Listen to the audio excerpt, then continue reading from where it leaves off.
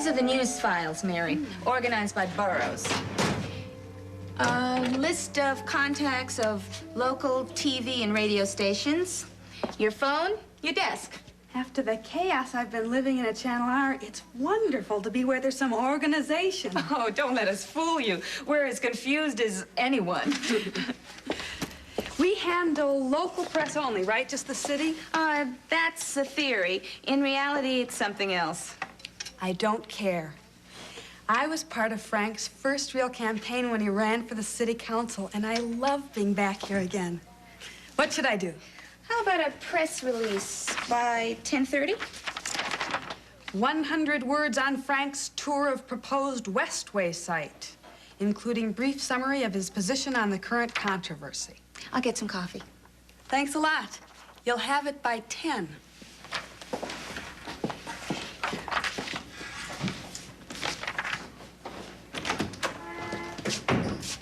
Hi, Mary. Good morning, Senator. I think I like Frank better. Glad to have you. It's good to be here. Late night? Tough night. The best laid plans and all of that. Well, what do you think of the facilities, Terrific. Hey, what's going on? It's just the usual business. Jill? Seneca. I was supposed to meet Jill out at the beach house last night, but I had to cancel. Later on, I started thinking about how badly we needed to be alone, try to talk some of these things through, so I went out there anyway. You're not saying Seneca was there. Ask again. Oh, he was upstairs, and Jill was in the downstairs bedroom. No, wait, it was the other way around. He was downstairs, Jill was in the upstairs bedroom. But even so, I got mad, said some things that I probably should not have said. Damn. I know. Mary, I have found Seneca with her just one too many times.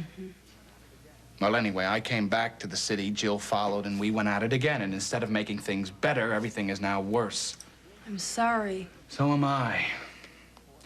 Jill says that she doesn't feel that she and Edmund are important enough to me now during the campaign. And she's afraid that if I am elected, that she and Edmund will be even less important. Edmund makes a big difference, doesn't he? Yes, he does, which is why I spend every bit of time I can with them, sometimes more than I should. Which Jill probably senses. She probably also needs to feel that she and Edmund have some real significance in the scheme of things. I understand that, Mary, but I don't see what I can do about it. I cannot be all things to all people. I'm going to need every bit of energy I can if I'm going to stay on my feet long enough to get elected. Doesn't Jill understand that? Doesn't or won't, I don't know. I'm not certain about anything anymore. I really only know one thing, and that's that things are not good. And I especially don't like Seneca Bolak's part in it.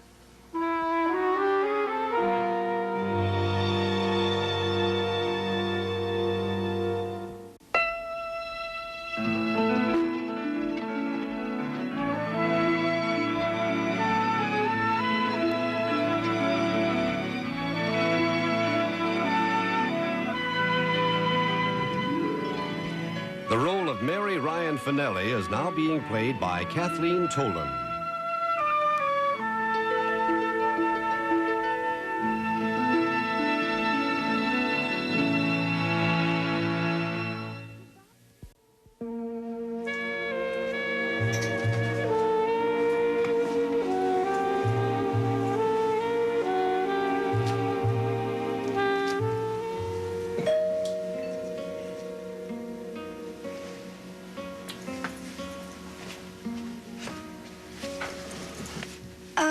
Who is it? It's me, Tom.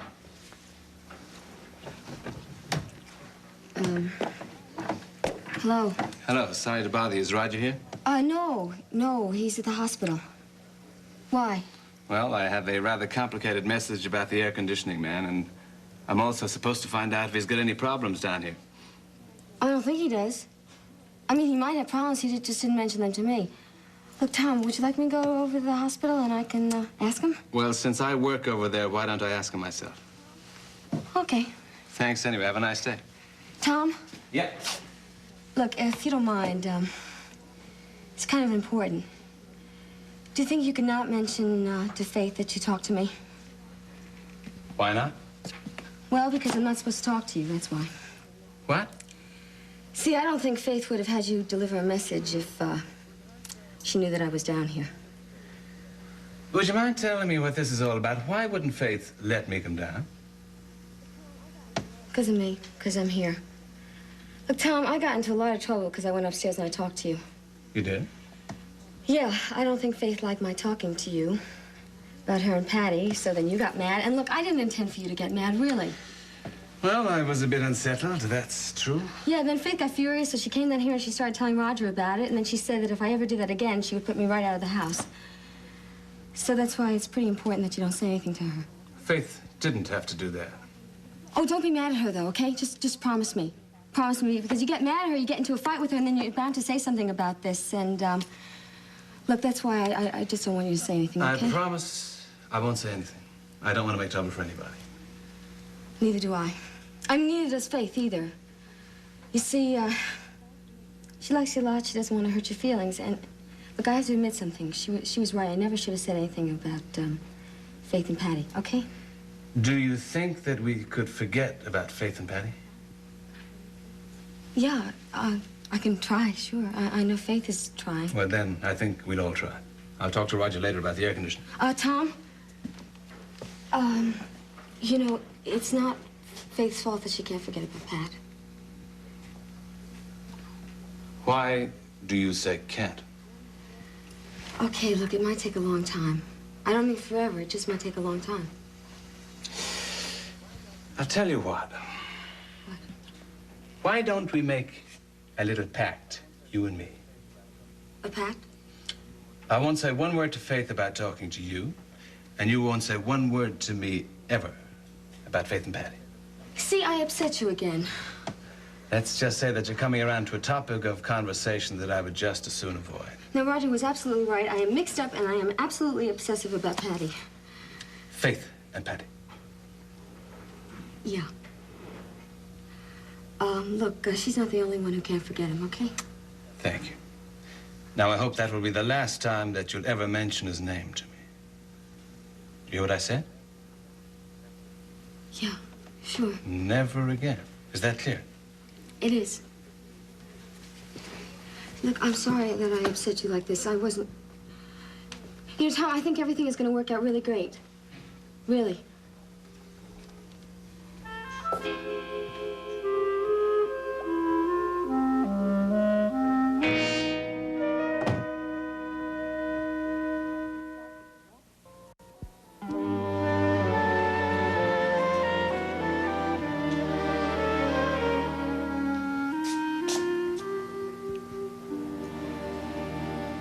It's okay. Somebody will be in any minute, so we won't be alone long. I have to wait for Bucky. My lucky day. If I sit down, no heart to heart, right? Nope, that's not on the menu today. All I have to offer you is half a cream cheese and olive sandwich. Don't tempt me. How are you? I haven't seen you in a while. I've been all right. Working hard, trying to pay back some of the shifts that Bucky took for me when I wasn't in such good shape. How are you doing? Fine. Just fine. Glad to hear that. What are you and Bucky up to? Oh, he's treating a little girl I asked him to look at. Bicycle accident, nothing too bad. That's good. It's funny being with you in person. I think about you all. Pat. Sorry. Hey, have you noticed something funny about Bucky lately? No. You sure? Yeah, why? I don't know, but something's going on. Seems distracted, as if he's worried about something. And there've been a lot of phone calls from Boston. Well, have you asked him about it? No, he doesn't want to be asked, I can tell. No one talks to anyone these days. I guess it got too dangerous to talk. Or too painful. Pat, that doesn't help. No. I'm sorry. This is just as hard for me as it is for you. Is it? Yes. Hey, I thought you were going to offer me half your sandwich. Oh, I didn't think you really wanted it. Cream cheese and olive isn't everybody's cup of tea, you know. Well, it's mine. Oh, you look hungry. Well, I wasn't. At least I didn't think I was, but now I'm starving. Good. Well, tomorrow I'll bring you I'll bring 2 sandwiches. Maybe I better not. Thanks for the offer, though. Don't say anything more. I know. I'm going to tell you about my grandfather's police revolver, a subject of endless fascination to all of us when we were growing up. Okay.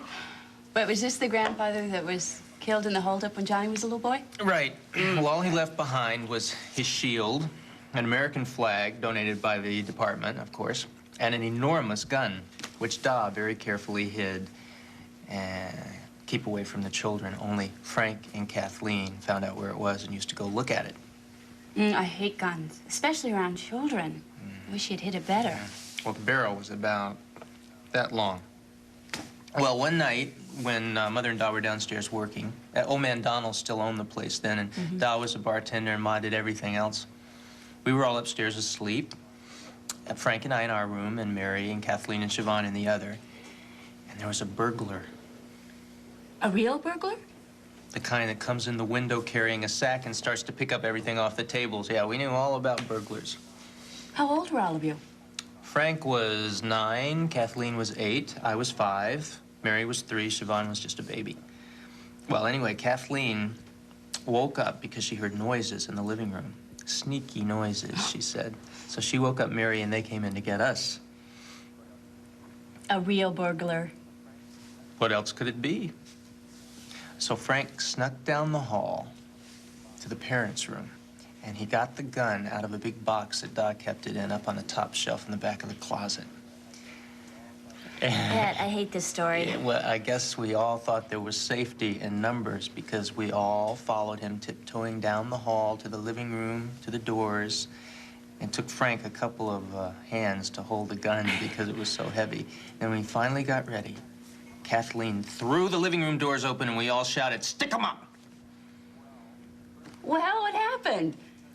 Well, the burglar, who turned out to bear a great resemblance to our mother, was standing in the middle of the living room holding 8 hand-painted dinner plates, which had been a gift from her grandmother on the occasion of the burglar's wedding and immigration to America. Oh, no. So when we all shouted, the plates went straight up into the air, and there was a good chance she was still going to catch them until she turned and found herself looking straight into the barrel of Grandpa's .44, at which point the plates all came crashing down on the floor, and we all went dashing back to our beds, leaving Frank standing there holding the incriminating weapon. Oh, dear. Well, as you know, in our house, anything from Ireland is very precious. Well, of course. So Mother didn't know whether to laugh or cry. She ended up doing both. Oh. Frank got a terrific spanking for even touching the gun. We haven't seen it since. Oh, poor, brave 9-year-old Frank. Oh, Tom, what are you doing here? Looking for you. Oh, come in, sit down. Hello, Tom. Just telling Faith an old family story. Don't know if I can tell it again. That's all right. I'm not much in the mood for stories.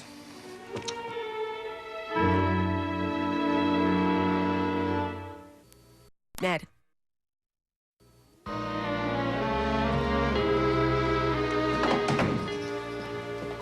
The only thing I know for certain is that Jill is worth the Senate and a dozen elections. Are you saying I have to choose? No. Well, that's what it's beginning to feel like, Mayor. Which is really frustrating because we had been making such good progress. And you'll keep on making progress. I hope so. Don't let campaign nerves and exhaustion mess it up now. That might be part of it. But I tell you, if I don't start seeing more of Jill and a lot less of Seneca Bolak, then... I mean, if things are this rough now, imagine how bad they'll be by November. Somebody ought to take you and Jill and lock you up in a basement. I know just the place. Yeah, I bet you do. I wouldn't get elected, but we would certainly straighten some things out. All you need is some time together alone. Yeah. Hey, Good morning, everybody. Hey. Mary, how is the new second press assistant for New York City? Terrific. Couldn't be better. I like a positive attitude. It's one of the first things I spotted in your brother here when he was running errands for Rafferty, the old block captain. Yeah. Remember, get you some coffee, Mr. Feldman? You want some papers, Mr. Feldman? Oh, those were the days. You were 14 and you thought I was God. Actually, that's pretty close. Here, sit down. I thought you were a prophet. I used to imagine you in a beard and robes leading us all through the Old Testament desert. In an earlier life, who knows? Right now, however, we have a harder trip to take. I have got to lead you out to meet the district leaders of Nassau County tonight with Mrs. Woodard there, if humanly possible. I don't know. What's it all about? Well, this is our crisis for today. Just now, it seems that your two staunchest backers out on the island aren't speaking to each other. You want me to play peacemaker? Well, who can play it better? Frank. Frank, this is important. An organization that's working together can deliver a lot of votes, and divided... Yeah. I'll tell Ray. What time? 9 o'clock? I don't see why we can't make it. Good. Well, only I don't want to bring Ray out there without briefing her ahead of time. Well, how about this? I've got to take Nancy out to the airport after dinner anyway. Why don't we all ride out in one car, drop Nan off, and then go on out together? I'll brief Ray as we ride. Fine. Why don't we use my car? With pleasure, completely. How is Nancy, Dave? She must be almost finished with school by now. Graduated last Friday with honors. How wonderful. Congratulations. I'll accept them. We got her all the way through. In partnership with the bank, of course. No graduate school? No graduate school. Now, listen, she says she wants to be a dancer. You know, all the time that she's been working with the college dance groups, I thought there was a boy in it somewhere, and it really was the dancing. Does that bother you? I love it. Mary, she is so wonderful. When she is on that stage, you don't look at anyone else. You wouldn't look anyway. Now, this last year, she was the featured dancer in one production and directed another. That girl has got something. Where's she going now? Off to her first job, summer stock in Indiana. That's really terrific, Dave. We're just tickled. Nancy's got a good head on her shoulders. She's a hard worker. She knows what she wants to do. Oh, that's enough. Goodbye. Okay, good. I'll tell Ray all about this set of hours, okay? Fine, thank you. I appreciate that, Frank. Sure, thanks for coming. See you.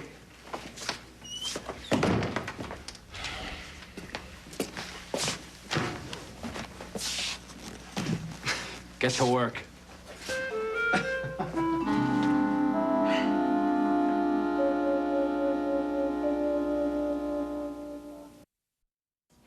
Pat was just telling me about his grandfather's revolver.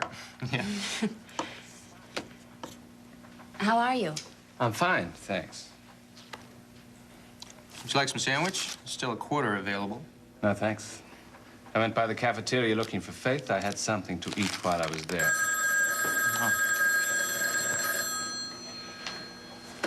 Were you Neurology staff lounge. able to get a hold of the air conditioning man? I gave you a message to Roger here in the hospital. It's for you. Oh, thanks. Yeah? If someone's looking for Faith, do they automatically call the neurology staff lounge? Fine, Bucky. No, I'll be right down. Thank you. Well, I guess my little girl's ready to go downstairs. Good. See you, huh? Sure. Talk to you later. Well, that just about wraps it up for lunch. Don't run away. I don't believe that's what I was doing. Before you leave, I'd like to make myself clear on a couple of points. The other day, when I asked you to stay away from Faith, I meant it. We do work in the same hospital. There are times when we will meet. I think you better hear me out. I realize that you're still in love with my wife. It's possible that she's still in love with you, and I can understand why you love her. I love her myself. There's been no talk between us about love. But there's been entirely too much other talk between you. Do you recall assuring me that you would keep your distance from Faith? Well, I'd like to see you keep your word. You don't have to have cozy little lunches together. You don't have to tell her old family stories. I'm tired of looking for Faith and finding her with you. I don't blame you for being upset. Oh, I'm a lot more than upset, and I think you better understand that. Now, you've had your chance. You chose Delia. That's true. And this isn't a case of two men in love with the same girl, because that girl happens to be my wife. And I intend to keep her my wife for a very long time. That's between the two of you. It is and it isn't, because right now you keep making yourself a third party. I certainly don't mean to. Well, mean to or no, I'm telling you for your sake and for my sake. Keep away from Faith, unless you have specific medical business. When you're finished working together, make yourself scarce. There's no shortage of nurses here. Okay, Tom, I got your message. You damn well better.